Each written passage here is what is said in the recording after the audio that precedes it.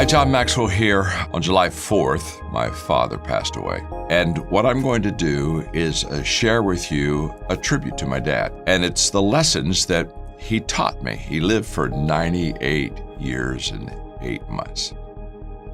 This next lesson I'm going to share with you that Dad taught me was a life changer.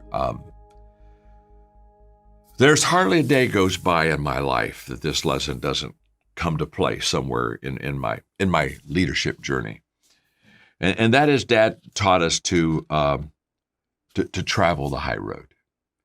Now, in fact, he in traveling in life, he told us to take the high road, which means turn the other cheek, go the second mile, be kind to people that aren't kind to you. And he, in fact, he said not only travel the high road, but he said travel high, travel long. And when he was talking about traveling long, he'd say go the second mile. And that's a old traditional biblical Jewish kind of a deal that in those days, that if somebody asked you to go with them, you would walk with them a mile. That was what you did. That's how you served people. But if you walked with them the second mile, it was totally voluntary. They had no right to ask you, nor you didn't have any obligation to do it. And so my father was a second mile man. He would always say, travel the second mile with people. He said, there's less traffic on the second mile. I love that. Less traffic on the second. On the first mile, under obligation and rules and legalism, a lot of traffic. Second mile thins out pretty quick. So he'd say, travel the high road, be good to people that maybe aren't always good to you. And not only travel the high road, but travel long. Walk that second mile. And they also taught us to travel light. You'd think he's a travel agent, wouldn't you? Travel light. And what he meant by that is just don't carry a bunch of garbage. Don't carry a bunch of baggage. Let it go. If you're going to go mountain climbing, you don't ask the question, how much weight can I take to the top? You get rid of everything you possibly can that will be weight so you can successfully get to the top. And my father said, you can't carry a bunch of baggage to the top of the success mountain. Forgive. Keep short accounts. It's okay. Let it go. Travel light, travel far, travel high. But it was in the high road. That's where life change really happened for me. My father was a president of a college. It's now Ohio Christian University, and for several years. And he had on his college board 2 or 3 people that just thought it was their job to be a pain in his rear end.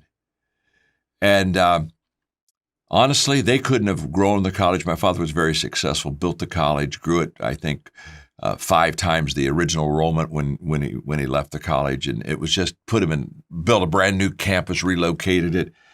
Very successful, but he had about 3 or 4 board members that just thought it was their job to be a pain.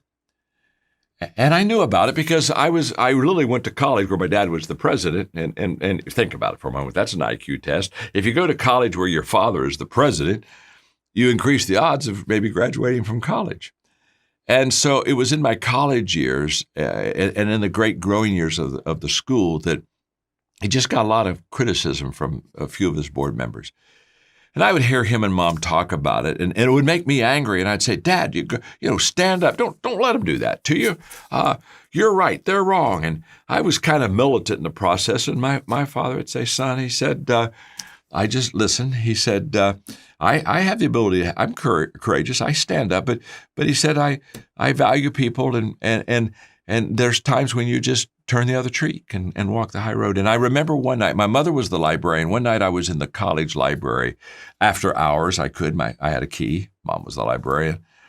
And I was clearing the back of the library, just doing some study. And my father didn't know I was in the library, and he slipped into the library. It was at the end of a college board meeting. And he went clear back to a corner. He didn't see me. We went back to a corner and knelt, and he started to pray. And my father prayed out loud. And as he prayed, he was greatly troubled over the board meeting and the difficulties that came out of it and the pain that some of these board members were causing him. And he was asking God to forgive them, and he was asking God to bless them. And I listened to my father pray probably for, 10, 12 minutes. And it changed my life. He never knew that night that I was in the library. He slipped out, and it wasn't until several years later we had a conversation. I said, Dad, I was in the library the night you prayed and asked God to bless people that were persecuting you, and they were just a pain to you.